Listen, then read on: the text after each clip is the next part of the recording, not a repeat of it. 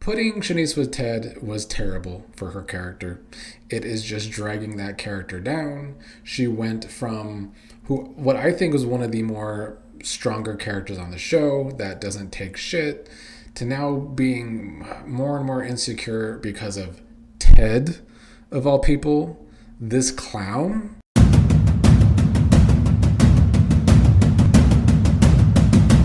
What's up, fellow Beyond the Gates viewers? Here to give my very, very quick recap on today's boring episode of Beyond the Gates. This is some of the least notes I've ever taken watching an episode of the show because I feel like every single thing today was pretty filler, maybe outside of Tomas and Kat again.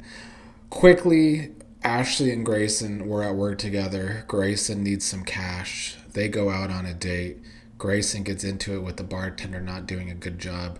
It ends up with Grayson getting a job as a bartender. That's going to be a second job now to make extra cash. As I asked during the watch along today, why couldn't Grayson do this in the first place instead of getting so deeply involved with shady dealings if he has a history of bartending jobs when he was in medical school? Wouldn't that be, the bright idea to do to make extra cash for his mother? Because apparently it's going to be enough to help him with money for his mom. But instead, he had to be pulled into the Impaler storyline. He was doing illegal things while working for the hospital. He didn't get fired for doing those illegal things at the hospital. And yet, I'm supposed to sit here and think that Grayson isn't going to start being shoved down our throat with terrible storylines like the show already does for Ashley and Vanessa. Because that's the vibe I get from everything Grayson. They want to keep him around. He's going to be a bartender, so he's going to interact with more characters. That could help him because he won't just be interacting with Ashley, who drags every single person down. But nonetheless, I don't like the path we're already on with the Grayson character. Monica is the new chief of staff at the hospital. That is Shanice's aunt. She met with Ted today. Ted was sweet talking Monica like he usually does about his relationship with Shanice, about this date he has planned with Shanice, but Monica thinks that Ted should reconsider. Monica said that when Ted plans spectacular dates, Shanice gets uneasy about it, about what she will wear and if she will fit in.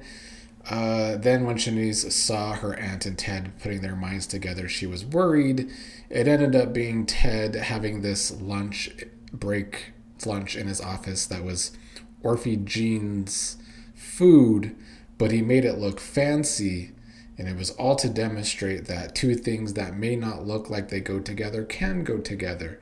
Now, I get the sentiment here from this story today, I guess, if we're going to call it a story, with Ted and Shanice and all these doubts that I guess Shanice has. But I continue to think, and I've been saying this for weeks, that putting Shanice with Ted was terrible for her character.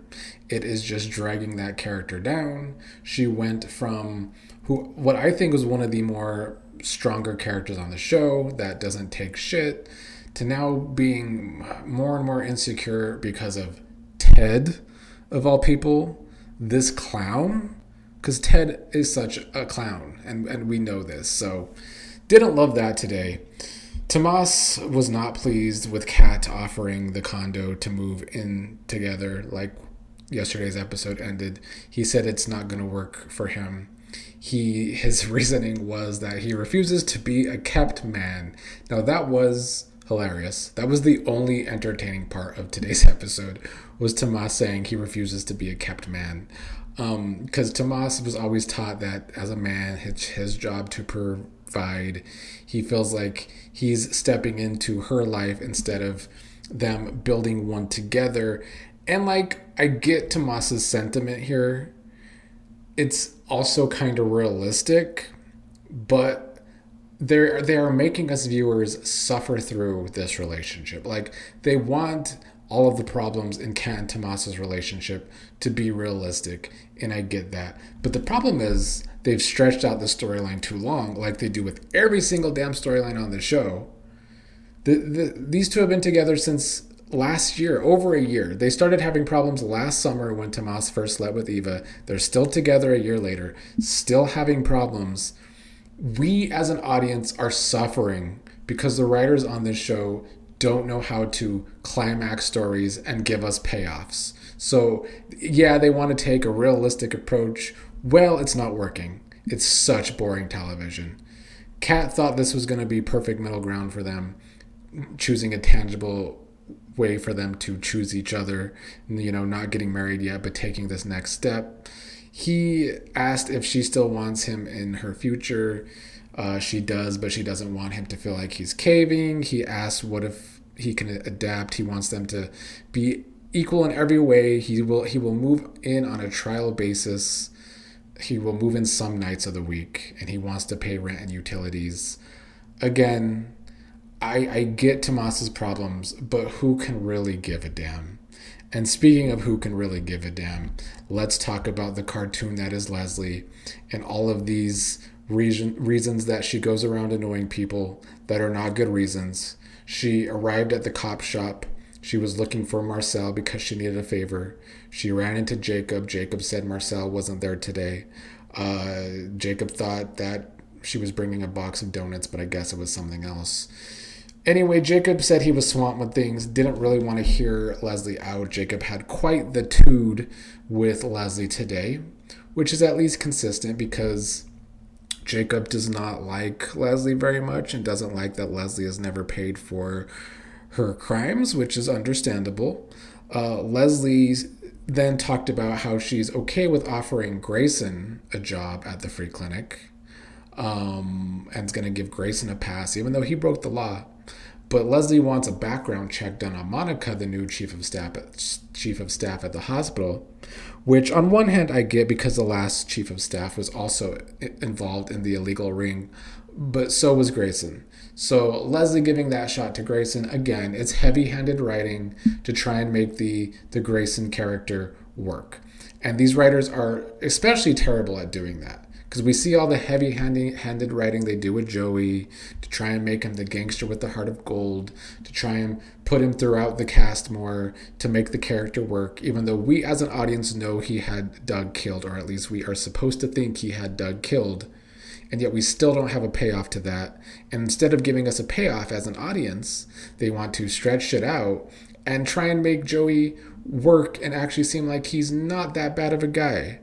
Terrible. And I feel like it's already becoming the same damn thing with Grayson. So, yeah, that's what Leslie wanted from Jacob today. He wasn't having it. Then Leslie ended up at the hospital, ran into Monica, and Monica told her that she's going to cut ties between the hospital and the free clinic. And it was her holding a grudge because of Leslie giving Shanice a hard time. But Leslie said, me and Shanice are getting along now. Turns out, instead of giving us real drama on this show, which not that would have been, great drama, but it would have given Leslie a reason to be annoying with someone.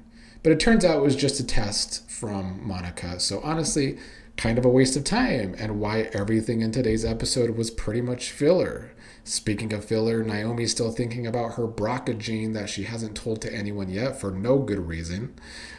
Jacob came home, ranted about Leslie.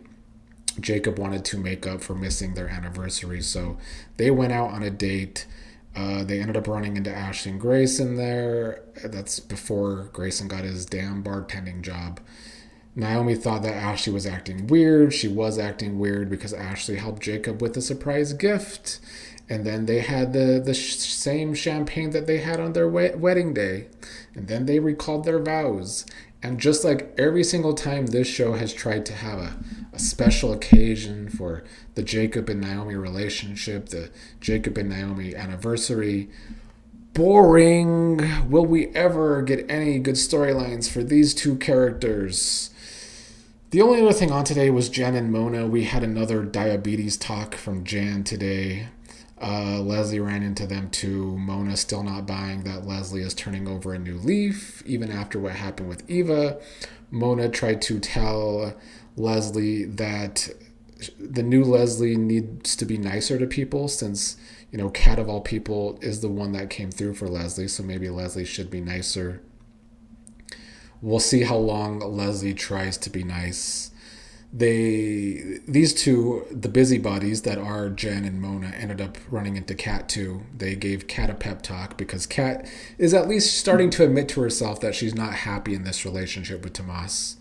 Finally, Kat talked about how she always thought she needed a man to be whole.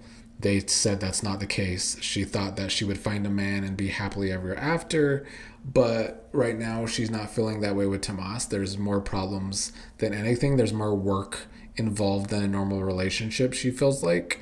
But then we have Tomas on the phone with his mama talking about how Kat is the one and it's just not the right time to propose. So I guess we're still going to have to drag out this breakup between Kat and Tomas like every damn thing gets dragged out on this show. So today's episode was really, really bad, boring. I think the rest of this week is going to be too. Like coming into this week, we talked about the preview. It did not look good. It looked pretty boring, and I fear that's exactly what it's going to be.